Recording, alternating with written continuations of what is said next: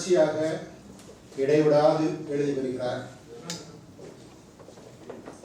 அதனுடைய விளைவுகளை பற்றியெல்லாம் அவர் இத்துணை காலம் கவலைப்படாமல் தன்னுடைய ஒரே நோக்கமாக எழுத்தை ஒரு தவம் போல தொடர்ச்சியாக செய்து வருகிறார். ஒரு 30-35 ஆண்டுகளாக நான் அவரை நன்கு அறிவேன். அவருடைய படைப்புகளை தொடர்ந்து படித்து பெறக்கூடிய வாசகர்களில் நானும் ஒருவன். இந்த வெட்டுப்புலி நாவல் சற்றேறக்குரிய 10 ஆண்டுகளுக்கு மேல் இருக்கும். அப்பொழுதே நான் இந்த நாவலை படித்து இது குறித்து வெவ்வேறு இடங்களில் குறிப்பிட்டிருக்கின்றேன்.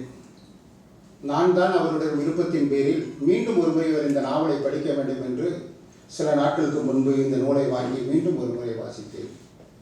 அந்த வகையில் அவர் என்னை இங்கு பேச வாய்ப்பு தந்து அவருடைய படைப்புகளை குறித்த இந்த நிகழ்விலே பங்கெடுக்க செய்திருக்கின்றார். பொதுவாக கல்விப்புலங்களில் நாவல்களை வகைப்படுத்தக்கூடிய ஒரு வகைமை உண்டு. இது குடும்ப நாவல், இது வரலாற்று நாவல், இது ஒரு சமூக நாவல் என்று ஒரு வகைப்பாடு செய்வார்கள். இந்த வெட்டுப்புலி நாவலை எப்படி வகைப்பாடு செய்யலாம் என்று பார்க்கின்றேன். இது வரலாற்று நாவலா சமூக நாவலா என்ற ஒரு கேள்வி எழுகிறது. நானே இது ஒரு சமூக வரலாற்று நாவல் என்று தீர்மானித்துக் கொண்டேன். ஒரு சமூகத்தினுடைய ஒரு நீண்ட வரலாற்றை, சற்றேறக்குரிய 3/4 நூற்றாண்டு வரலாற்றை தமிழ் மகன் மிக நுட்பமாக பதிவு செய்திருக்கிறார். ஒரு நீண்ட பயணத்தை இந்த நாவலின் வழியாக நாம் கண்டறிய முடியும். இந்த நாவல் எப்படி தொடங்குகிறது என்றால், தீப்பெட்டி வெட்டுப்புலி என்று ஒரு தீப்பெட்டியில் இருக்கக்கூடிய ஒரு படம். ஒரு புலியை இந்த அழகான ஒரு படம். இந்த நான் படிக்கிற காலத்திலே இந்த படத்தை பார்த்துட்டேன். என் சொந்த ஊர் மதுரையிலே இது ரொம்ப புகழ்பெற்ற ஒரு இது. பின்னாடி மதுரையில் மட்டும் இல்லை, தமிழகம் முழுவதுமே இந்த மாதிரியான ஒரு படம். ஒரு சிறுத்தையை ஒருத்தன் புலியால் அருவாளால் வெட்டுறது, இதுதான் இந்த படத்தோட இது. இதை வச்சு அவர் இந்த கதையை பின்னோக்கி வரக்கூடிய வகையில் இதை எழுதிக்கிறார். இந்த கதையை பற்றி சொல்றதுக்கு முன்னாடி 2 பேரைங்க, இது எங்கள் தாத்தா தான். வெளிநாடுகளில் இருக்கக்கூடிய 2 பேர் இங்கே வந்திருக்கிறாங்க. பிரபாஸ்னு ஒருத்தர், பெர்னாண்டஸ்னு ஒருத்தர். ஒரு குறுகிய கோடை விடுமுறைக்கு சென்னைக்கு வந்தவர்கள் அல்லது தமிழகத்துக்கு வந்தவர்கள். இந்த படத்தில் இருக்கக்கூடியவர் நம்ம தாத்தா, கொள்ளு பேருங்க, நம்ம தாத்தாவோட பெரியப்பா அப்படிங்கிற வகையில் தெரிஞ்சு இதை தேடி ஒரு பயணத்தை மேற்கொள்கிறாங்க.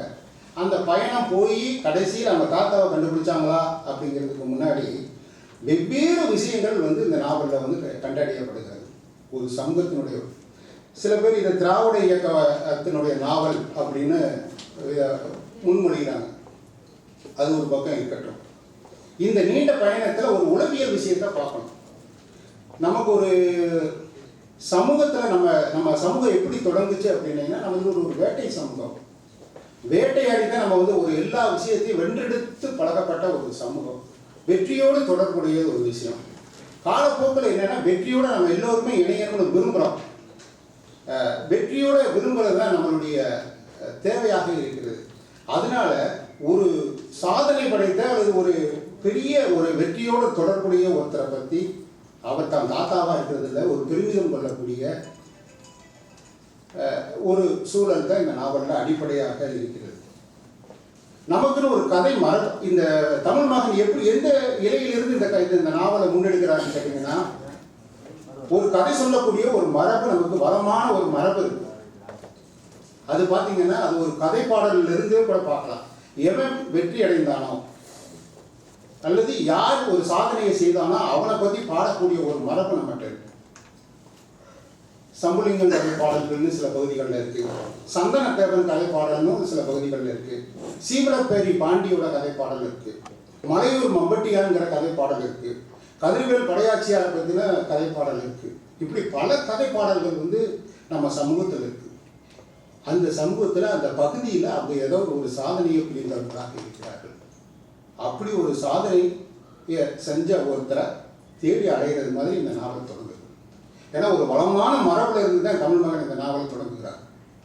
நான் கூட யோசித்தேன், ஏன் இதை ஒரு அடிப்படையாக வச்சுக்கிட்டு இவர் நேரடியாக ஒரு சமூகத்தை பற்றி பேசிடலாமே, அல்லது ஒரு திராவிட இயக்கத்தினுடைய வளர்ச்சியை பற்றி நேரடியாகவே பேசிடலாமே, இது ஏன் இந்த வெட்டுமொழி அப்படின்னு ஒரு குறியீடை வச்சுட்டு ஒரு பெரிய பயணத்தை மேற்கொள்கிறார் அப்படின்னு கேட்டிங்கன்னா, அதுக்கான மரபு இதுதான். ஒரு வளமான ஒரு இலக்கிய மரபு இருக்குது, அது இதை தொடங்குறார். அது இன்றளவு தொடருது. இன்னைக்கு கூட சில பேர் பெருமிதமாக தன்னுடைய பேரை, இன்னைக்கு கூட ஒருத்தர் சிறுத்தை சிவான்னு பேர் வச்சிருக்காரு, பார்த்துருக்கீங்க இல்லையா? அட்டாக் பாண்டின்னு ஒருத்தர் வச்சிருக்காரு. இதெல்லாம் இந்த மரபு தான். இந்த மரபு இது நம்மளை விட்டு போகலை. இதெல்லாம் இந்த நாவல் நமக்கு சொல்லுது. இந்த நாவலோட பயணத்தில் இது போதிரி பல மனிதர்களை நம்ம கண்டடைய முடியும். ரெண்டாவது, இது சின்னாரெட்டியோட கதை. எப்படி இந்த சம்புலிங்கம் கதைப்பாடல், சீவலவேலுக்கு வேண்டிய கதைப்பாடல் போல தமிழ் மகன் சின்னாரெட்டியோட ஒரு கதைப்பாடலாக இதை சொல்கிறார். ஆனால் அவர் தனிப்பட்ட கதைப்பாடலாக இல்லாமல் ஒரு 3/4 நூற்றாண்டினுடைய வரலாறை மிக நுட்பமாக சொல்கிறார்.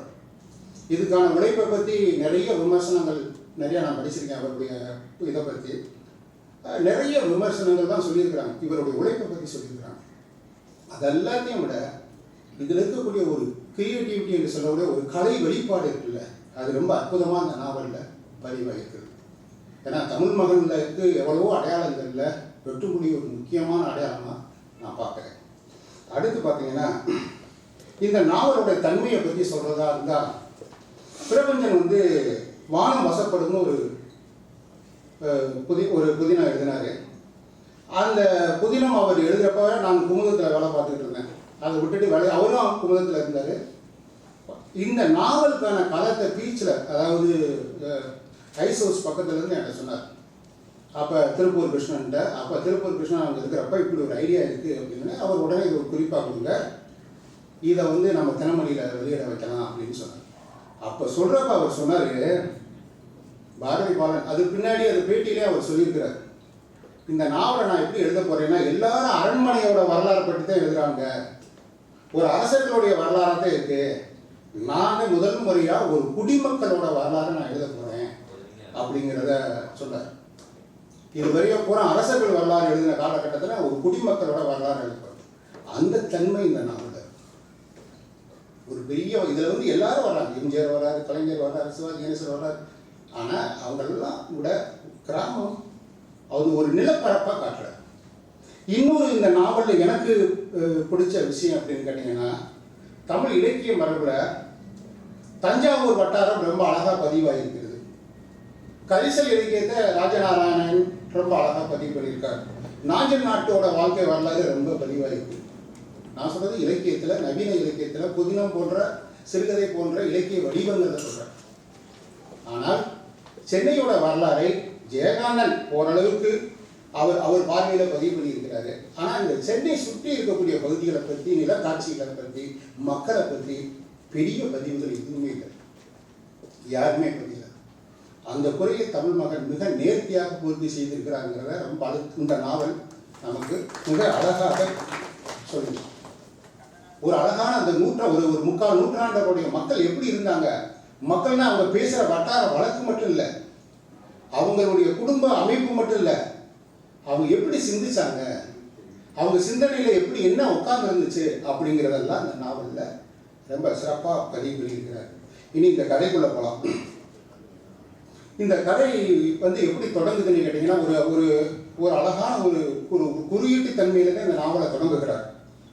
நான் முன்னாடியே சொன்னது போல பிரபாஸ் பெர்னாண்டஸ், இந்த பேர்லேயே கூட அவர் ஒரு சின்ன, அதெல்லாம் நீங்கள் ரொம்ப ஆழமாக பார்க்கணும். நம்ம திருவள்ளூர் பகுதியில் இருந்தவங்களோட பேர் வெளிநாட்டிலேருந்து இறங்கியிருக்கிறாங்க.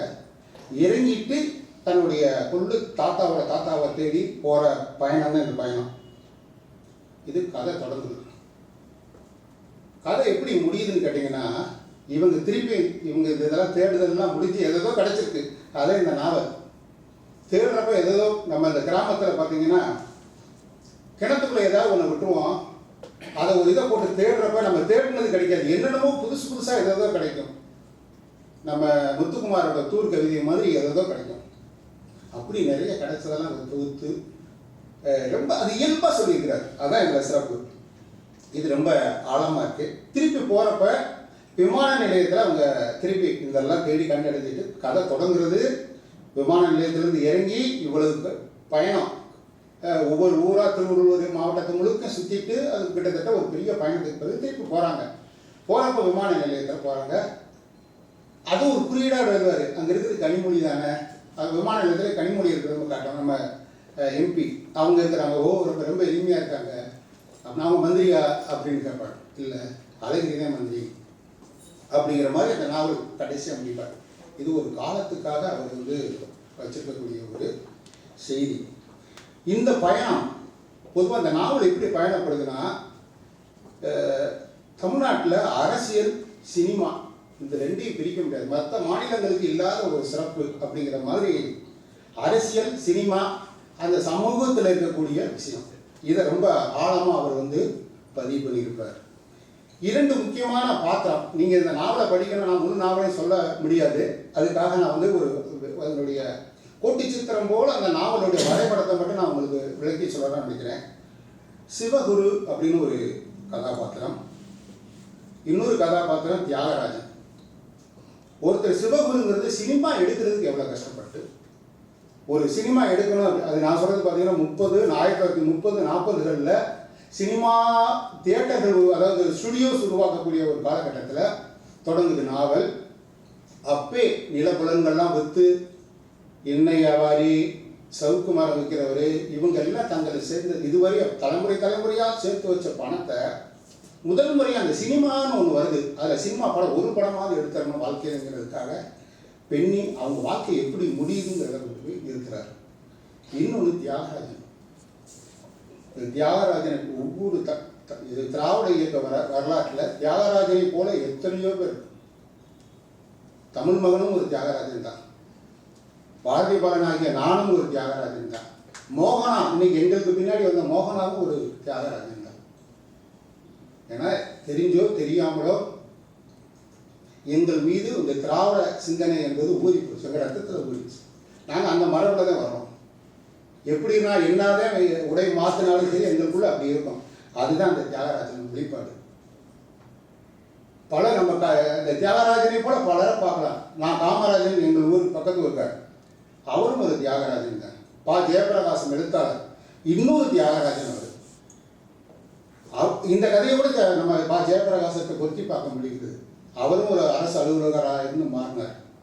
இதில் என்ன முரண்பாட்டுன்னு கேட்டிங்கன்னா, அந்த சினிமாவில் போய் அவர் எப்படி கஷ்டப்பட்டு நோய் வந்து பிச்சை எடுத்து இன்றைக்கி கூட யூடியூப்பில் திடீர்னு வரும், இவர் யாருன்றது தெரிகிறதா அப்படின்னு ஒரு பெரிய நடிகை போடுவாங்க, பெங்களூரில் பிச்சை எடுத்து கொண்டிருக்கிறார் அப்படின்னு. அதே போல் சிவகுருங்கிறவன் எவ்வளவு மதிப்பும் மரியாதையும் ஒரு பெரிய விவசாயியாக இருந்தவன் சினிமா ஆசையில் அவன் அப்பா மகன் என்று எப்படி வீழ்ச்சி அடைஞ்சாருங்கிறத இந்த விஷயத்தில் அழகாக சொல்கிறார். அடுத்து பார்த்தீங்கன்னா அதே போல் தியாகராஜன் என்ற ஒருத்தர் திராவிட சிந்தனை அந்த இதில் ஏற்பட்டு அவருக்கு ஏற்பட்ட மனைவி ஹேமான ஒரு மனைவி, அவர்களோட ஒரு இணைப்பு ஏற்பட முடியாமல் அவர் வீழ்ச்சி அடைஞ்ச கதையை வந்து சொல்கிறார். அது பல காரணங்களை வந்து நாவல் ஒரு பெரிய உரையாடலை போல விவாதிக்கிறது. அடுத்து பார்த்தீங்கன்னா இந்த நாவல் முழுக்க இன்னொரு கேரக்டர் வருகிறாரு, லட்சுமண ரெட்டி. இந்த நாவல் முழுக்க வருது. இந்த நாவலில் பார்த்தீங்கன்னா ஜாதிய ஒழிப்பு, பிராமண எதிர்ப்பு, இது பற்றின செய்திகள் வருதுன்னா இது ஒரு பிரச்சாரமாக வரல.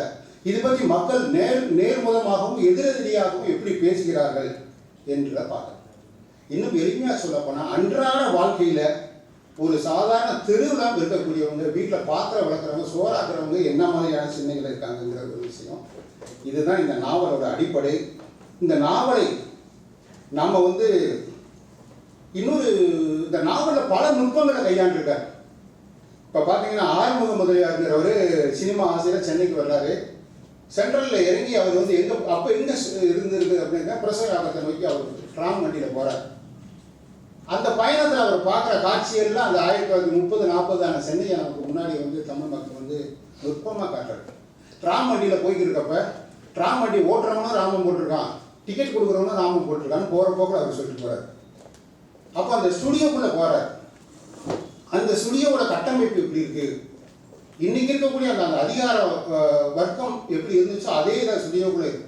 போனோடனே அந்த மேனேஜர் உட்காரக்கூடிய இடம், வெளியில் காவலாளி, உள்ளே விடுறது, ஒரு ஸ்டுடியோக்குள்ளே போகிறத பற்றி இன்றைக்கி இருக்கக்கூடிய ரஜினி, எம்ஜிஆர் படத்தில் ரஜினி, கமல் போன்றவங்களாம் சொல்லியிருக்காங்க. ஸ்டுடியோக்குள்ளேங்கிறது ஒரு பெரிய கோட்டை, அதையே உடச்சிட்டு எப்படி போகும். ஆனால் 30 அதே நிலைமை இருந்துச்சு அப்படிங்கிறத தமிழ் மகன் ரொம்ப அழகாக சொல்லி ரொம்ப சிறப்பாக சொல்கிறாரு. அடுத்து பார்த்தீங்கன்னா இன்னொரு இந்த நாவலில் நீங்கள் இந்த நாவலோட ஆசிரியருக்கு அந்த வெட்டும் புலி இல்லை அந்த அந்த அந்த சின்ன வெட்டி அந்த அந்த இதை பார்க்குறாரு பாருங்க. அந்த புலி அதாவது தோட்டத்தில் இருக்கிறாரு, இரவு காட்சியெல்லாம் இரவுல அப்படி இருக்கு, ஆட்டு கடை போட்டிருக்காரு, இரவு இன்னும் அந்த காட்சியெல்லாம் இருக்கு, அப்படியே கண்ணு முன்னாடியே கொண்டு வைக்கிறாரு. எல்லா கடையும் சொல்லிட்டு ஒரு மரத்தடியில் அப்படியே சேர்த்து வச்சுட்டு அந்த ஒரு கட்டில் படுக்க போகிறாரு. படுக்கிறதுக்கு முன்னாடி உடம்புல வேர்வை பட்டதுனால அந்த அருவாள் எடுத்து முதுகு அப்படி சொல்லிச்சு. அந்த காட்சியால் ரொம்ப ரொம்ப ரொம்ப ரொம்ப பிரமாதமாக அவர் ஒரு சினிமா கண்ணு மாடி ஓடுறது மாதிரியே அவர் கொண்டுட்டு போகிறார். எல்லாம் முடிச்சுட்டு அவர் போகிறாரு. ஆடுகளுக்குள்ள ஒரு சலசலப்பு கிடைக்குது. இது பார்த்தீங்கன்னா அந்த ஆடு வளர்க்குறவங்க ஒரு ஆடு ஒரு வித்தியாசமாக கற்றுனா கூட அதுக்கு என்ன நோயின்னு சொல்கிற அளவுக்கு பின்னாடி ஒரு மருத்துவரை பற்றி சொல்கிறேன்னே அதை சொல்கிறார். அந்த ஆடோட மூமெண்ட்டில் அதோட இயக்கத்தில் இருக்கக்கூடிய மாற்றத்தை பற்றி சொல்கிறாரு.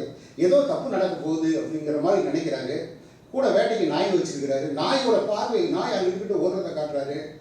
இவர் என்ன ஏது பார்க்குறா, அந்த வழக்கமாக இவர் போட்ட உடனே அந்த மரத்தை சுற்றி அந்த கடை ஆடுகள்லாம் ஒரே இடத்துல வந்துடும், வட்டமாக வந்து செட்டில் ஆகிடும். ஆனால் அன்றைக்கி ஏதோ ஒரு மாற்றம் தெரியுது, என்னமோ தப்பு நடக்க போகுதுன்னு அப்படியே பார்க்குற மாதிரி அதை கிட்டத்தட்ட ஒரு 2 பக்கத்துக்கு விவரிச்சிருப்பார். கண்ணில் பார்த்தது மாதிரி அப்படி ஒரு இது இருக்கும். அது முடிஞ்ச உடனே பார்த்தா ஒரு உருவம் வரும், ஒரு வித்தியாசமான விலங்கு உருவம். அது கண்ணு மட்டும் அப்படியே தீயை இழுத்து வச்சு கட்டின மாதிரி இருக்குங்கிறத அப்படி அழகாக சொல்லியிருப்பார். அந்த தீ பிளம்பு போல இருக்கு அப்படிம்பார். ஏதோ ஒன்று ஆபத்து நடக்க போகுதுன்னு சொல்லிட்டு அவர் அருவாளாக ரெட்டியாக எடுத்து வச்சுப்பார். ஒரு சினிமாவில் மாதிரி எழுதுகிற மாதிரி எழுதுறாரு. யதார்த்தமாக என்ன நடக்கும், முதல்ல இவர் கீழே விழுகிறார்.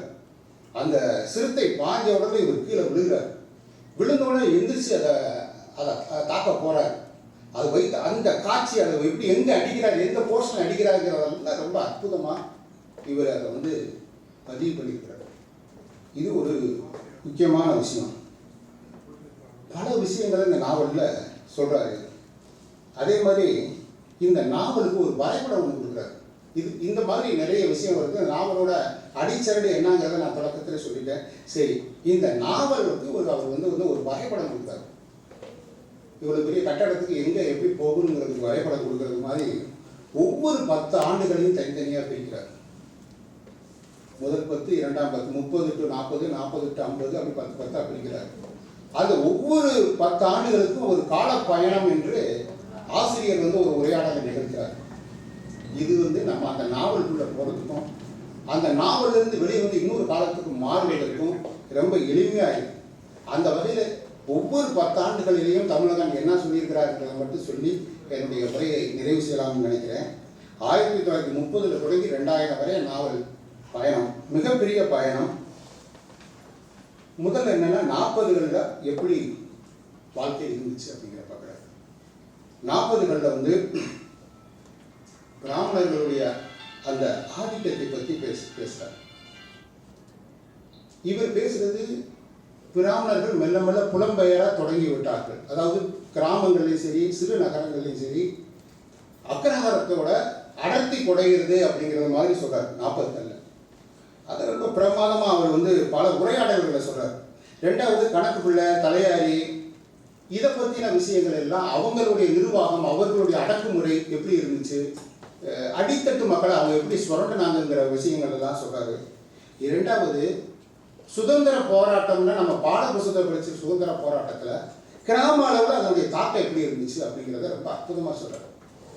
சுதந்திரம் உண்மையிலே வேணுமா அப்படிங்கிறத மக்கள் கேள்வி எழுதியிருப்பாங்க. சுதந்திரம் இருந்தால் என்ன, இல்லாட்டி என்ன, ஏன் அப்படின்னு கேட்டிங்கன்னா இந்த இடத்துல ஒரு பெரிய உரையாடலை ரொம்ப ஆழமாக ஒரு பாத்திரங்கள் வழியாகவே பேசுகிறார். சுதந்திரத்தை விட சமூக விடுதலை நமக்கு ரொம்ப தேவை இருக்குது, அரசியல் விடுதலையை விட சமூக விடுதலை ரொம்ப நமக்கு தேவையாக இருக்குங்கிறத அந்த கால சூழலில் எப்படி இருந்துச்சுங்கிறத நம்ம கண் முன்னாடி பல விஷயங்களை வந்து அவர் காட்டுறார். பின்னாடி நான் சில உரையாடல்களை நான் சொல்ல காட்ட விரும்புகிறேன். அதில் இன்னொரு பெரிய விஷயம் போது என்னென்னா, மக்களோட உணர்வு என்ன மாதிரி இருந்துச்சு. குறிப்பாக பிராமணர்களை பற்றின ஒரு என்ன எப்படி இருந்துச்சு அப்படிங்கிறதுக்கு பல சில உரையாடல் மட்டும் உங்களுக்கு சொல்ல விரும்பணும்னு நினைக்கிறேன். இந்த நம்ம ஆங்கில ஆதிக்க நான் ஏன் சுதந்திரத்தை பற்றி அவங்களுக்கு தெரியல, சுதந்திரத்தை விட சமூக விடுதலை அவர்களுக்கு அவசியமாக இருந்துச்சு அப்படின்னு கேட்டிங்கன்னா, இம்மிடியட்டாக உடனடியாக அவர்களை பாதிக்கிறது அரசியலை பற்றி விடுதலை பற்றி இல்லை. நம்ம பக்கத்து வீட்டுக்காரன் நம்மளை எப்படி அடக்கி ஆடுறான், அடுத்த தெருக்காரன் நம்மளை அவன்கிட்ட இருக்க நம்ம விடுதலை அடையணுமே அப்படிங்கிற உணர்வை தான் இந்த நாவலில் சில பகுதிகள் நமக்கு வந்து அந்த நிலைமையை 40கள் 30கள் இருந்த நிலைமையை நமக்கு சுட்டு காட்டுறாரு. ஒரு வசனம் வருது, வெள்ளைக்காரனை மாதிரி இவன்களும் காப்பி குடிக்க ஆரம்பிச்சிட்டாங்க அப்படின்னு வருது.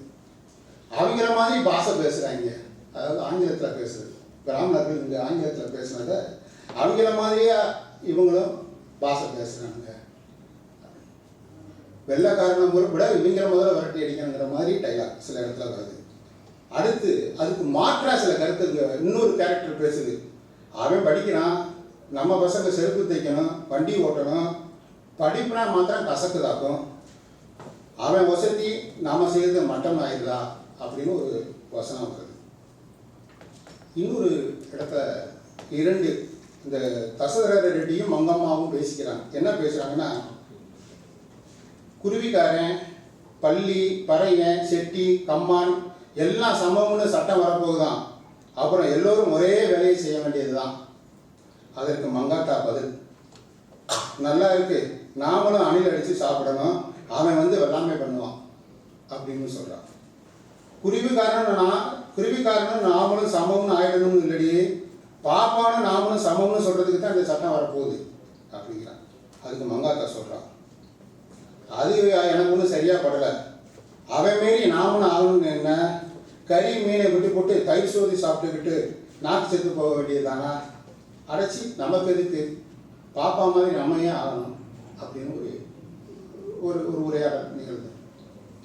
அடுத்து இன்னொரு உரையாடல், ஏன்னா இந்த உரையாடல் வந்து எப்படின்னா நாவல் முழுக்க வெவ்வேறு இடத்துல வருது, அது வழியினால் வரக்கூடிய உரையாடலாக பார்க்குறேன். அடுத்து பார்த்தீங்கன்னா, ஏங்க ஐயர்களை திட்டுற விட்டு போட்டு நாமளும் அவங்கள மாதிரி ஆனால் என்ன வேண்டிய, அதெல்லாம் நடக்கக்கூடிய காரியமா, சரி நாம போட்டுக்கிட்டு தயிர் சாதம் சாப்பிட்டா போயிட்டு அப்படிங்கிறாங்க. அவன் பதில் சொல்லாமல் பேசாமல் இருக்கான். அடுத்து சொல்கிறான், அடி செருப்பால் மென்ற வெத்தலை சாரை திப்பிடி சொல்கிறான், அடி பைத்தியக்காரி முண்டம், தயிர் சாதம் சாப்பிட்டா நீயும் ஐயர் ஆகிருவியா, கலெக்டர் ஆகிருவியா, ஜட்ஜ் ஆகிருவியா அப்படின்னு ஒரு டைலாக் வரும். நம்ம பார்வையில் தயிர் சாதம் சாப்பிட்டா ஐயர் ஆகலாமான்னு அடுத்தடுத்து அவன் அடுக்கிறான் பாருங்க, இதுதான் அந்த வழி. அடுத்து பட்டணத்தில் இப்போ இதுதான் பெரிய பிரச்சனையாக இருக்குது, பாப்பா மாதிரி எனக்கு ராஜாங்கத்தில் வேலை வேணும்னு சொல்லிட்டு ஒரு கட்சியை ஆரம்பிச்சிட்டாங்க அப்படின்னு. இது எவ்வளோ நுட்பமாக ஒரு அரசியலை கடத்துறாரு தமிழ் மகன்கிறது தான் ஒரு முக்கியமான இடம். இது மாதிரி நாவல் முழுக்க சமகாலத்தில் இருக்கக்கூடிய பல பிரச்சனைகளை வந்து பேசுகிறார். அடுத்து 30களில் பார்த்தீங்கன்னா ஒரு இன்னொரு சில கேரக்டரை பற்றி சொல்கிறாரு. படவேட்டான்னு ஒரு கேரக்டர், அவன் பார்த்தீங்கன்னா காலத்தை வந்து அமாவாசை, இன்னைக்கு அமாவாசைன்னா காலண்டரில் பார்க்குறோம், இன்னைக்கு 10 பஞ்சாயத்தை வச்சு பார்த்துட்டு இன்னைக்கு இல்லை அமாவாசை, நாளைக்கு அமாவாசை, இன்னைக்கு பகல் 12 மணிக்கு தொடங்குது எதோ சொல்கிறான். ஆனால் அந்த கேரக்டர் சொல்லுது அமாவாசை இன்னைக்குங்கிறத காலண்டர் கிடையாது, எது கிடையாது, இந்த காலத்தில் இருக்கக்கூடிய மாற்றம், நீரோட்டம், பயிரோட பார்வை, மர செடி கொடிகளோட தன்மை, இவற்றை வச்சுட்டு இன்னைக்கு அமாவாசைங்கிறத அவன் சொல்கிறான். ஒரு கேரக்டர் நம்ம எப்படி வாழ்ந்துருக்கோங்கிறத வந்து தமிழ் மகன் அழகாக சொல்கிறார். இன்னைக்கு தான் அமாவாசை அப்படிங்கிறத சொல்கிறார். அதே மாதிரி இதோட தொடர்ச்சியாக இன்னொரு முக்கியமான செய்தியை சொல்கிறாரு. வைத்திய சின்னாரெட்டின்னு ஒரு கேரக்டரில் 3 நாளாக உடஞ்ச எலும்பை ஒட்ட வைக்கிறதுக்கு அவன்கிட்ட பச்சளை வச்சுருக்கான். கண் கூட அந்த இதை அவன் நிகழ்த்தி காட்டியிருந்தார். 5 எலும்பை உடஞ்ச எலும்பை ஒட்ட வைக்கக்கூடிய வைத்திய முறை அவன்கிட்ட இருந்திருக்கு. அதை பற்றி பேசுகிறாரு. தசை கிழிஞ்சு இந்த சதை வந்து பாதியாக கிழிஞ்சு பொங்கும் இல்லை, அதை இப்போ நீங்கள் சட்டை கிழிஞ்சாலே தைக்க முடியாதுங்கிறான். ஆனால் உடம்பு கிழிஞ்ச உடம்பு அவன் அழகாக நீட்டாக எப்படி தைக்கணும் அப்படிங்கிற தச்சு உயிர் உண்டாக்கியிருக்கான். அதை காட்டுறாரு. அதில் என்ன ஒரே பெரிய சிக்கல் நடந்திருக்கு அப்படின்னு கேட்டிங்கன்னா, இந்த இலை படிக்க போகிற நைட்டில் போக மாட்டீங்க, அதெல்லாம் எல்லாம் ரொம்ப டீட்டெயிலாக சொல்லாதீங்க. அவசியம் வந்து ஒவ்வொருத்தரும் படிக்க வேண்டிய ஒரு நாவல். அதில் ஒரு வசனம் வந்து பாருங்க, சூரியன் மறைஞ்சா எல்லா பச்சையும் ஒரே பச்சை தான்டா. பச்சை இலையை அவன் எப்படி கண்டுபிடிக்கிறான்? இன்னைக்கு பொட்டானிக்கெல்லாம் வந்து லேபில் கொண்டு போய் எல்லாம் இலையை பார்க்குறான். அந்த பச்சை நிறத்தில் ஒரு 100 விதமான பச்சை இருக்குது. இந்த பச்சை இந்த இருக்குது, இந்த பச்சை ஒரு பச்சையை சாப்பிட்டா உயிர் வாழலாம், அதே பச்சை இன்னொரு பச்சை வச்சா உயிர் போயிடும். ஒரே பச்சை தான், அது வைத்தியனுக்கு மட்டும் தெரியுது. ஆனால் இரவு ஆயிடுச்சுன்னா எல்லா பச்சையும் ஒன்று தான் அப்படிங்கிற மாதிரி சொல்கிறார். அந்த அந்த அந்த அந்த வைத்திய முறைகளை பற்றி ஒரு வளமான வைத்திய மரபணு மட்டும் இருக்குங்கிறத இந்த நாவலில் வந்து ரொம்ப அழகாக சொல்லிட்டு போகிறாரு. அதில் நிறைவாக என்னென்னா அந்த கடைசி வரையும் அவன் வந்து அதை யாருக்கும் சொல்ல மாட்டான். அதே மாதிரி ஒரு பச்சையில் எடுத்துகிட்டு வரேன் போவான். வீட்டு பக்கத்தில் நம்ம இன்றைக்கி கூட நாங்கள் பார்க்கலாம். எனக்கு 2 நாள் ஒரே கண்ணு எரியுதுங்க, பொய்யா எடுத்துகிட்டு வரேன். நான் வீட்டிலேயே போய் ஒரு பச்சையை எடுத்துகிட்டு வருவான். நம்ம பார்த்துடக்கூடாதுங்கிறத பச்சையை கசைக்கு கொண்டு வருவோம். ஏன்னா இலை எதுன்னு காம்பு எப்படி இருந்துச்சு, இலை எப்படி இருந்துச்சு, நரம்பு எப்படி நம்ம கண்டுபிடிச்சிடக்கூடாதுன்னு அதை அதெல்லாம் இந்த நாவலில் நுட்பமாக சொல்லியிருக்காரு. அதாவது இங்கே ஒரு கலைஞர் நிற்கிறேடா, இயல்பாக எழுதுறாங்க, போகிற போக்கில் ஒரு பச்சளையை பறிச்சுட்டு பச்சளையை வரும்போதே கசைக்கு கொண்டு வந்தான்னு எழுதுறாரு. அவ்வளவு நுட்பமாக அதெல்லாம் ரொம்ப ஒரு பெரிய ஒரு ஆராய்ச்சியை பண்ணிட்டு இருக்கிறார். அது ஒரு முக்கியமான விஷயம். அதே மாதிரி இன்னொரு பண்பாடு இருக்குது. இன்னைக்கு ஒரு நாளைக்கு நம்ம 3 ட்ரெஸ் போடுறோம். காலையில் போட்ட ட்ரெஸ் மாலையில் போடுறதில்ல. இதில் ஒரு வரி வருது, நாமளும் அனுபவிச்சிருக்கோம். ஒரு ட்ரெஸ் எடுத்தாச்சுன்னா அதை வந்து நீங்கள் ஒரு புது சட்டை எடுத்தாச்சுன்னா அது கிளிகிறது வரைக்கும் ஊரில் அதைத்தான் போடுவோம். கிட்டத்தட்ட 3 தீபாவளி 4 தீபாவளி அல்லது 4 பொங்கல் வரை அதே ட்ரெஸ் தான் திரும்ப திரும்ப திரும்ப திரும்ப அது நஞ்சு போயிட்டு கிழிஞ்சிருச்சுனாக்கே ஒரு சட்டை எடுக்கணும்னு தோணும். அது ஒரு விஷயம் இல்லை, தவிர்க்க முடியாத விசேஷம். அதை பற்றின விஷயங்கள் செய்கிறாரு.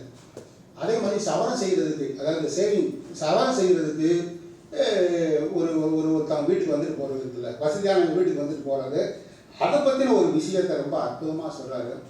அதே மாதிரி இந்த அரிசி சோறை பற்றி சொல்கிறார். அந்த நெல்லு குத்தி, இப்போ இன்றைக்கி வீட்டில் சமைக்கணும்னா நெல்லு குத்தி சமைக்கிற ஒரு விஷயம், கடையில் அரிசி வாங்குறதுங்கிறது வந்து ஒரு பண்பாட்டில் ஒரு முக்கியமான ஒரு விஷயம். இதில் எனக்கு ஒரு தமிழ் மண்ணில் தனியாக கேட்கக்கூடிய ஒரு விஷயம் இருக்குது. இந்த ஐயர்கள் தயிர் சாதங்கிற ஒரு ஐயர், அது டவுட்டாக இருக்குது. ஏன்னா அந்த 30-40களில் அவன் தயிர் சாதம் சாப்பிட்ருப்பானா, அது வெளியில் தெரிஞ்சுக்கணும். பொதுவாக அவன் சாப்பிட்றதுக்கு முன்னாடி வெளியில் தெரியவே தெரியாது இல்லைங்களா. இன்றைக்கி தான் நம்ம காமனாக பொது இடத்துல உட்காந்து என்ன சாப்பிட்றோங்கிறதுக்கு இந்த மாதிரி பொது இடத்துல சாப்பிட்றோம். நம்மால் கூழ் குடிப்பான் காட்டு மேட்டில். அந்த மேட்டுக்குடி மக்கள் என்ன சாப்பிட்றதுனா வீட்டுக்கு அதெல்லாம் அடைச்சிருவாங்க, என்ன சாப்பிட்றான்றதே வெளியில் தெரியாது. ஆனால் அது தயிர் சாதங்கிறது நம்ம இப்போ உருவாக்கிய பண்பாடோடு எனக்கு ஐயர்னா, அதாவது பிராமணர்கள்னா தயிர் சாதம் அப்படிங்கிற ஒரு பண்பாடு இப்போ வந்ததோ அப்படிங்கிறது தோணுது. இந்த ராமத்தை சொல்லுவாங்க, நாமம் போட்டிருக்காங்கிறத சொல்லுவாங்க. அது ஒரு விஷயம் எனக்கு தோணுது. அடுத்து ஒரு விஷயம், கட்டட வீடு கட்டுறது பற்றி எல்லாத்தையும் நுட்பமாக செய்ய, நான் ஒரு கல்ச்சரான ஒரு பண்பாட்டை பற்றி பேசுகிறாருங்கிறதுக்காக நான் ஒரு தொட்டு காட்டிட்டு போயிடுறேன். படிக்கட்டு வச்சு வீடு கட்டுறதை பற்றி பேசுகிறேன். 30-40 வீடு கட்டுறதுங்கிறது ஒரு குடிசை வீடாக இருக்கும். ஆனால் படிக்கட்டு வீடு வச்சுருது ஒரு வளர்ச்சிக்கு பிறகு என்ன, எப்படி எந்த மாதிரியான வீடு கட்டினாங்க அப்படின்னு கேட்டிங்கன்னா, ஒரு வீடு இருக்கும், அதுக்கு மேலே நெல் பரண் மாதிரி ஒன்று வச்சுருப்பான், மரத்தால் செஞ்சு வச்சுட்டு அதை பரணில் சிலப்பா தேவையில்லாத பொருள் போடுறது, வசதியானவன் நெல் போட்டு வச்சுருப்பான், இந்த மாதிரி இருக்கும். அதில் ஒருத்தர் குடி இருக்கிறது மாதிரியான வீடு கட்டினதை பற்றி ஒரு அற்புதமாக எழுதுறாரு. அதை பார்த்து ஒருத்தர் பிரமிக்கிற மாதிரியான விஷயங்கள் இருக்குது. இடையில என்ன வருதுன்னா, இது வந்து ஒரு சமூகத்தை பற்றி பேசல. காந்தி வருவார், பெரியார் வர்றாரு, சினிமாவும் வந்துடும். பெரியாருக்கு இருக்கக்கூடிய விஷயங்கள் இதெல்லாம் வந்து ரொம்ப முக்கியமாக இதில் வந்து பேசுகிறாரு. 2வது அந்த தியேட்டர், சினிமா தியேட்டர், அதாவது ஸ்டுடியோஸ் என்று சொல்லக்கூடிய படப்பிடிப்பு தளங்கள் எப்படி உருவாக்குனாங்கிற விவரம் ரொம்ப அறிமுகமாக செய்கிறாரு. அடுத்து பார்த்தீங்கன்னா நல்லெண்ணெய் செப்பில் நல்லெண்ணெய் காய்ச்சி விற்றவன், விவசாயம் பண்ணவன், 2 போகம் 3 போகம் விளைச்சவன், தண்ணிக்கு இறங்குறவன் என்ன மில்க என்ன பண்ணுறாங்கன்னா, அங்கங்கே கிராமத்தில் கிறிஸ்து கிராமத்தில் சவுக்கு மரத்தை வாங்கி வச்சு இந்த டூரிங் தேட்டர் கட்டுற ஒரு கலாச்சாரத்தை பற்றி பேசுகிறார். டூரிங் தேட்டர் உருவாக்குற ஒரு கலாச்சாரத்தை பேசுகிறார். பெட்ரோல் மார்க்ஸ் வைக்கிறது, அந்த பண்பாடு எப்படி பரவுச்சுங்கிறத தமிழ் மகன் இந்த நாவலில் ரொம்ப அழகாக குறிப்பிட்டு சொல்கிறாரு. இதெல்லாம் 50களில் நடக்கக்கூடிய விஷயம். அதாவது சினிமா கொட்டகை எப்படி கிராமத்தில் வந்துச்சுங்கிற ஒரு விஷயம்.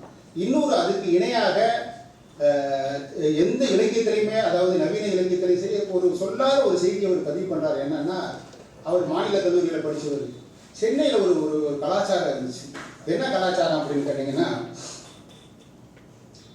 பச்சையப்பன் கல்லூரியில் ஆசா ஞான சம்பந்தம் கிளாஸ் எடுக்கிறாருன்னா மாநில கல்லூரி மாணவர்கள் அங்கேருந்து ட்ராவல் பண்ணி அங்கே பயணம் பண்ணி அந்த வகுப்பு போய் தரலாம். இங்கே மாநில கல்லூரியில் வந்து தேப்போமி கிளாஸ் எடுக்கிறாருன்னா அங்கே இருக்க மாணவர்கள் இங்கே வருவாங்க. இந்த குடுக்கல் வாங்கல்ங்கிறது அந்த ஒரு அதில் வந்து நிறைய பிரச்சனைகள் வரும்.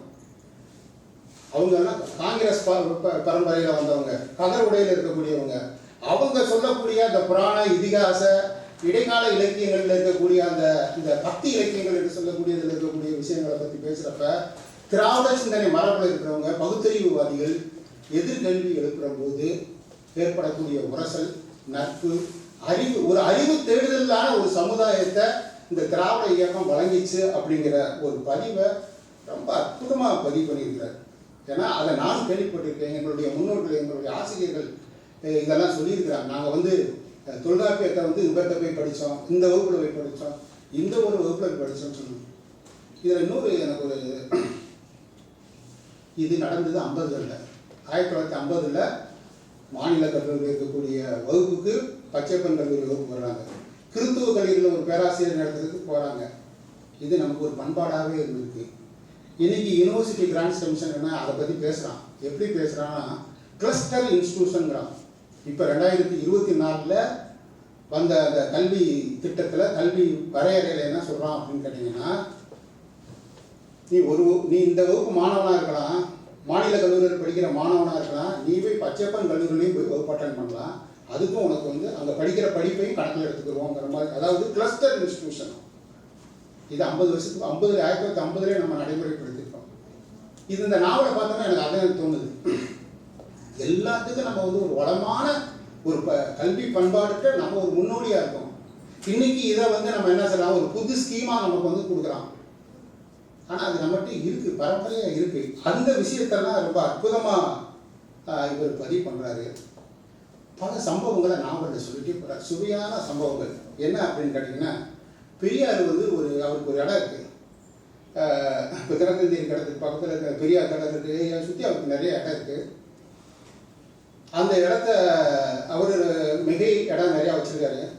அப்போ ஆதித்தனார் வந்து வெவ்வேறு இடங்களில் தினத்தந்தி பத்திரிக்கை நடத்துகிறார். மயிலாப்பூரில் ஒரு இடத்துல ஆஃபீஸ் வைக்கிறாரு, இந்த இடத்துல வைக்கிறார், எல்லா இடத்துல இருந்து அவரை துரத்துறாங்க. ஏன்னா ஒரு நான் பிராமின் ஒரு பத்திரிக்கை நடத்துகிறார், தமிழில் நடத்துகிறார், தூய தமிழில் வைக்கிற வடமொழி சொல்லி கலப்பில்லாத ஒரு பத்திரிக்கை நடத்துகிறார். திராவிட இயக்க செய்திகளுக்கு அதிக இம்பார்ட்டன்ஸ் கொடுக்குறாரு. பெரியார் அவர் என்ன சொல்கிறாரு, அவர் இடத்த குறைஞ்ச ரேட்டுக்கு அவர் விற்கிறார். யாருக்கு? ஆதித்தனாருக்கு. அப்போ எல்லாரும் சொல்கிறாங்க, என்ன சொன்னாங்கன்னு தெரியல, இந்த நாவலில் வரும், நம்ம பையன் நம்மால் நடத்திட்டு போகிறாயா, நமக்குன்னு ஒரு பத்திரிக்கை வருதுயா, இத்தனை காலத்திலையும் எடுத்து நின்று தண்ணிச்சு விடாமல் நடத்திட்டு வரான்ல, அப்போ பேப்பர் தட்டுப்பாடு பயங்கரமாக, காகித தட்டுப்பாடு பயங்கரமாக இருக்குது, அதையும் மீறி நடத்துகிறான் அவன். எனக்கு பெருசாக ஒன்றும் இல்லை, ஒரு குறைச்ச ரேட்டு கொடுக்கணும்னு கொடுக்குறாரு. அப்போ தினத்தந்தியில் 2 பக்கம் வருது. ஒரு சிறப்பு செய்தி, என்ன செய்தி அதான் நாவலில் வருது. என்ன வருதுன்னா, மற்ற எந்த பத்திரிகையிலும் வெளிவராத செய்தி அப்படின்னு 2 பக்கத்துக்கு வரும். அது வராத செய்தி எதுவாக இருக்கும், நமக்கு விட்டுற தமிழ் மகன் அப்படின்னு அந்த செய்தி உண்மை. அப்போ புறக்கணிக்கப்பட்ட ஒதுக்கப்பட்ட செய்திகள் எல்லாம் தினத்தந்தியில் வந்திருக்கு. அவருக்கு அந்த இடத்த கொடுக்கணும், பெரியார் சொன்ன விஷயங்கள் அதில் வருது. அடுத்த 60 காலகட்டத்தை தமிழ் மகன் எப்படி அறிமுகப்படுத்துகிறாருன்னா, 60 சினிமா திரைப்படங்கள் 60 பாடல்கள் இருந்து 6 பாடலாக குறைந்த காலகட்டம் அது. அவர் சொல்கிற எல்லா காலத்தையும் பார்க்குறப்ப ஒன்று அரசியல் அப்படியே மெல்ல போகும், இல்லைன்னா இந்த சினிமா, இது ரெண்டையும் பின்னி பிணைஞ்சுன்னு இந்த நாவல் நடக்குது. 60களை பற்றி என்ன சூழல், சமூக சூழல் எப்படி இருக்குன்னா, அண்ணா மரணம் அடைகிறாரு, ராஜாஜி அண்ணாவை ஆதரிக்கிறாரு. இந்த காலகட்டத்தில் தமிழ் மக்கள் எப்படி இருக்கிறாங்கன்னா, அரசியலையும் சினிமாவையும் தவிர்த்து விட்டு ஒரு பையன் வாழ முடியாதுடா தமிழ்நாட்டில் அப்படிங்கிற மாதிரியான ஒரு சூழலை பற்றி அவர் விவரிக்கிறாரு. ஜெயகாந்தன் இன்னும் ஒரு எழுத்தாளன் வர்றான், அவன் வந்து சென்னை பாஷையில் எழுதுகிறான், அது பிராமண பாஷையிலையும் எழுதுகிறான். இதெல்லாம் நாவல் எழுதுறது. அடுத்து போகிற போக்கில் அப்பப்போ சில விஷயங்களையும் சொல்கிறார். அரசியலில் இருக்கக்கூடிய ஒரு நாகரிகம் வீழ்ச்சி அடைஞ்சிருச்சு அப்படிங்கிறதையும் அவர் சொல்கிறார். 70கள் அவர் ரொம்ப முக்கியமாக சொல்லக்கூடிய ஒரு சமூக மாற்றத்தில் இந்த பசுமை புரட்சிங்கிறத பற்றி ஐயாலாம் வந்திருக்கிறாங்க. அதை பற்றி ரொம்ப விவாதிக்கிறார். பசுமை புரட்சினால என்ன நடந்துச்சு அப்படிங்கிறத, நமக்கு சொல்லப்பட்ட பசுமை புரட்சி என்ன, நடந்த பசுமை புரட்சி என்னங்கிறதெல்லாம் அவர் போகிற போக்கில் அது கதாபாத்திரங்கள் வழியாக அவர் ஒரு பெரிய இதை பண்ணுறாரு. அடுத்து ஒரு விஷயத்த சொல்கிறார். எல்லாத்துலேயுமே சினிமா வரும். சினிமாவுக்கு நிறைய புதுமுகம் வந்திருக்கிறாங்க, இதுவரை பார்த்துராத கலரில் இருக்காங்க அவங்க எல்லாருமே அப்படிங்கிறத சொல்கிறார். இறக்குமதியை பற்றி சொல்கிறார். நடிக்க வந்தே நம்ம ஒரு நாடகம் நடிச்சவங்க சினிமாவில் இருந்தான், அதை பற்றி சொல்கிறார். அடுத்து ஒரு வருத்தப்படுற மாதிரியான சில சம்பவத்தை சொல்கிறார். என்ன நோக்கத்துக்காக, என்ன காரணத்துக்காக நீதி கட்சி தொடங்குச்சோ அது அந்த நோக்கம் எதுவுமே நிறைவேறின மாதிரி தெரியலையேங்கிற கவலையை 70களில் இருக்கக்கூடிய இதை பதிவு செய்கிறார். அடுத்து நான் ஏற்கனவே சொன்னேன் பார்த்தீங்களா, தியாகராஜன் படிக்கிற காலத்தில் திராவிட இயக்க சிந்தனையிலே வளர்ந்து வந்தவன். இந்த சூழல் அவனை எப்படி சுற்றி சுழற்காற்று போல மாற்றி அவன் திருமண வாழ்க்கையில் ஏற்பட்ட முரண்பாடு, அதிகபட்சமாக வாழ்க்கையில் எங்கேயோ போகணும்னு நினச்சினா அதிகபட்சமாக ஒரு அரசு அலுவலகத்தை பிடிக்க வேண்டிய நிலைமை, அதனால அவன் வீழ்ச்சி அடைந்த ஒரு வரலாறு, இதெல்லாம் 70களில் பதிவு செய்கிறாரு. அடுத்து பார்த்தீங்கன்னா அரசியலை பற்றி பேசுகிறார். முரசொலி, அதாவது இன்னும் வெளிப்படையாகவே சொல்கிறார், அந்த காலகட்டத்தில் சில சம்பவங்களை முரசொலி படிச்சுக்கிட்டு இருந்தவங்கள தினகரனுக்கு மாறிட்டான் அப்படின்றதெல்லாம் காட்டுறாரு. அதுக்கான காரியத்தையும் அவர் அப்படியே ஒரு பெரிய பயணமாக பெறாரு. அடுத்து பெரியாரோட உடல்நிலையில் ஏற்பட்ட மாற்றம், அதனால் அரசியலில் ஏற்பட்ட சிக்கல்கள் எல்லாத்தையும் விவரிக்கிறாரு. அப்படி எம்ஜிஆர் ரொம்ப புகழடைஞ்சு வர்றார். எம்ஜிஆரை பற்றி என்னென்ன கிண்டல் கேலி மாட்டுப்பன. எம்ஜிஆர் உலகம் சுற்றும் வாலிபன், அவர் சினிமாவுக்கு வந்தது 50 வயசுல தான் நடிக்கவே வந்தார். உலகம் சுற்றும் வாலியும் கொஞ்சம் பின்னாடி வருது, அவர் உச்ச கட்டத்தில் இருக்கப்ப அதை விமர்சனம் பண்ணுறாங்க. ரைட்டு, எல்லாம் சரி, உலகம் சுற்றும் வாலிபன் வைக்கிறது எனக்கு பிடிக்கலங்கிற மாதிரியெல்லாம் அவங்க அந்த கிராமங்களில் பேசுகிறாங்கல்ல, அதெல்லாம் அழகாக பதிவு பண்ணி வச்சிருக்கிறாரு. 80களில் எங்களுக்கெல்லாம் அறிமுகமான அந்த இலங்கை பிரச்சனையை பற்றி, அதில் ஏற்பட்ட சமூக சூழலை பற்றி எல்லாம் விரிவாக பேசுகிறாரு. அது எம்ஜிஆர் கருப்பு உடை அணிஞ்சிருக்கக்கூடிய விஷயங்களை பற்றி பேசுகிறாரு. இதுக்கு இடையில திரும்ப திரும்ப நீங்கள் நினைவு வச்சுக்கிறதும் 3 விஷயம் மறக்காமல் அப்படியே வரும். ஒன்று, சினிமா அப்போ என்ன நடந்துச்சு, அரசியலில் யார் யார் என்ன பண்ணாங்க, இந்த தீப்பெட்டி தொழிற்சாலை, இந்த தீப்பெட்டி தேடுதல், அந்த விஷயங்களும் வரும். இது சொல்கிறாரு. அடுத்து 90ல் எம்ஜிஆர் இறந்து போயிடுறாரு. அப்போ போகிற போக்க ஒரு கமெண்ட் அடிக்கும், திராவிட ஆட்சி ஒரு பாப்பன பெண்ணிட்ட போய் மாட்டிக்கிடுச்சு அப்படிங்கிற மாதிரி அவர் சொல்வார். இன்னொன்று முக்கியமான கருத்து சொல்வார், பெரிய தடித்தடியாக மீசை வச்சு கடா மீசை வச்சு பெரிய வீரமாக இருக்கவங்களாம் டப்புன்னு அம்மா காலில் விழுகிறத பற்றி பேசுவார். அது ஒரு நமக்கு அது ஒரு பார்க்குறப்ப அது ஒரு அதை எழுதின முறையை நீங்கள் கண்டிப்பாக படிக்கணும். ஒரு பற்றி 2 பற்றி தான் எழுதியிருக்காரு. அதில் நமக்கு பல சிந்தனையை தூண்டி விடுற மாதிரியான விஷயங்கள் எழுதியிருக்கிறாரு. அதில் குரல் வாய்ஸ் கொடுக்குறதுன்னு ஒரு கலாச்சாரம் எப்படி வந்துச்சு, இந்த தேர்தலுக்கு யார் வாய்ஸ் கொடுக்க போகிறாங்க அப்படின்னா, இப்போ ரஜினி வாய்ஸ் கொடுத்தார்ல, அது இங்கே ஒரு கேரக்டராக வருது. ஜெயலலிதா ஆட்சிக்கு வந்தால் கடவுள் கூட காப்பாற்ற முடியாத ரஜினி கொடுத்த வாய்ஸ் வருது. அதுலேயும் நுட்பமாக இப்போ நான் அரசியல் வந்துருச்சு இல்லையா, நான் சொன்னது போல் சினிமா அதுக்கு வருது.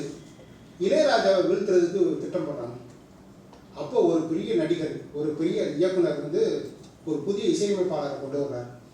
அது அந்த விஷயங்கள் வருது. ஒரு புதிய இசையமைப்பாளர் கொண்டு இளையராஜாவை வீழ்த்திருந்தாங்க. அது ரொம்ப ஓடுது இந்த படம். உண்மையிலே அவங்க சிந்தனையை அவங்க ஒரு கண்ணி வச்சு பிடிக்கிற மாதிரி அது ஒரு திட்டத்தை போட்டு நகர்த்துறாங்க.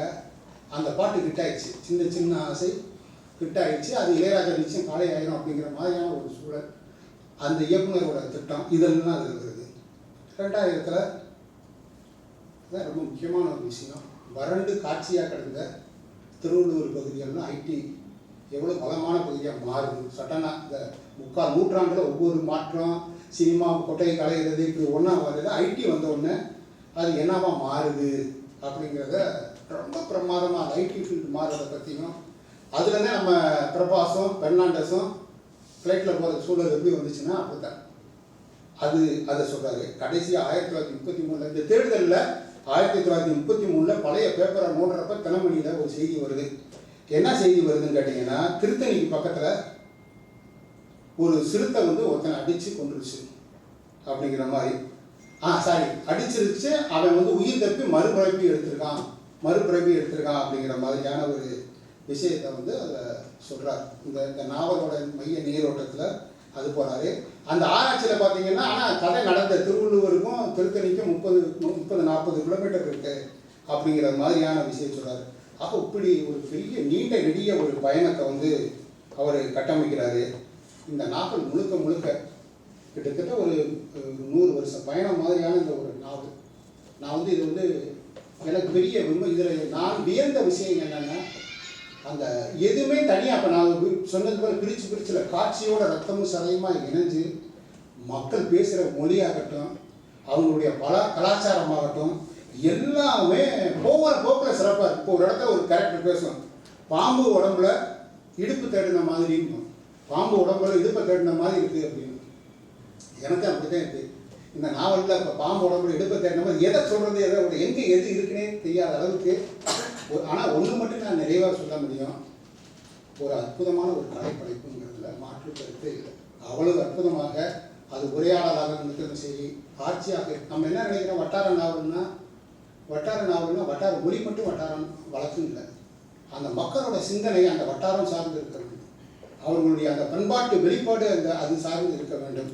அப்படியான ஒரு அற்புதமான ஒரு படைப்பு வெட்டும்புலிங்கிறது. ஒரு நூற்றாண்டினுடைய காலத்தை, வரலாற்றை, அரசியலை, சினிமாவை மிக நுட்பமாக பதிவு செய்திருக்கிறார் என்று கூறி இந்த வாய்ப்புக்கு நன்றி கூறி விடைபெறுகிறேன். நன்றி.